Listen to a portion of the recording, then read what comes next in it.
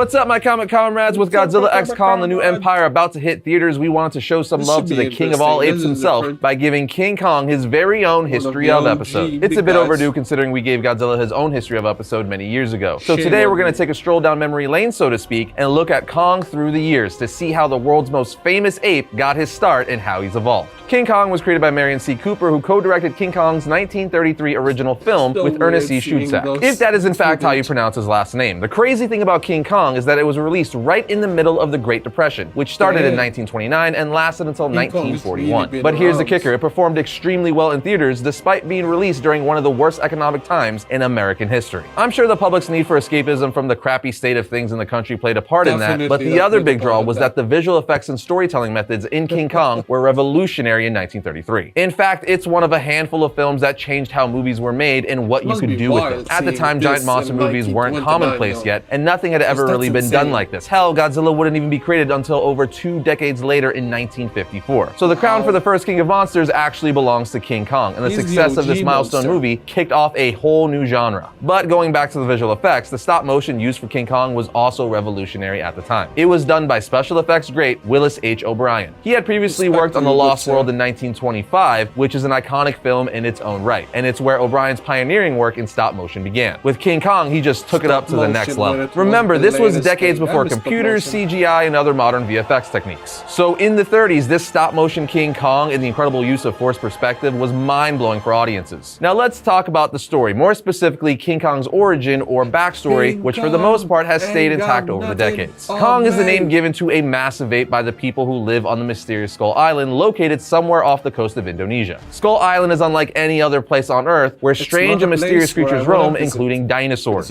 which is how we get the iconic scene of Kong fighting a T-Rex in the 33 film, and then multiple T-Rexes in Peter Jackson's 2005 remake. Anyway, the original story follows director Carl Denham, who takes a film crew and actress Ann Darrow to Skull Island in search of a legendary monster, which he hopes to get on film for his new project. Once on the island, they learn that the monster is a giant ape known as Kong, and during their first encounter, he quickly becomes infatuated with actress Ann and kidnaps her. At this point, Carl is like, we gotta get her back, and so the film crew start a rescue mission, but along the way, they face all the dangers Skull Island has to offer, like, you know, prehistoric insects and other giant creatures. Somehow, they eventually manage to rescue Ann and capture Kong, bringing him back to New York City to turn him into an attraction called King Kong, 8th Wonder of the World. However, when Carl unveils Kong to the world and the press starts taking pictures, the Flashes enrage Kong, and he breaks free from his chains, wreaking havoc in New York before capturing Ann and climbing the Empire State Building with her. Kong then safely sets Ann aside as he battles machine gun fire from swarming planes, which has since become one of the most iconic moments in all of film. But after taking large amounts of machine gun fire, Kong loses his grip and falls to his death. Carl Denham then walks to Kong's body as a police lieutenant says, "Well, Denham, the airplane's got him." Denham responds with what has become one of the most iconic lines in movie history, "Oh no, it wasn't the airplanes.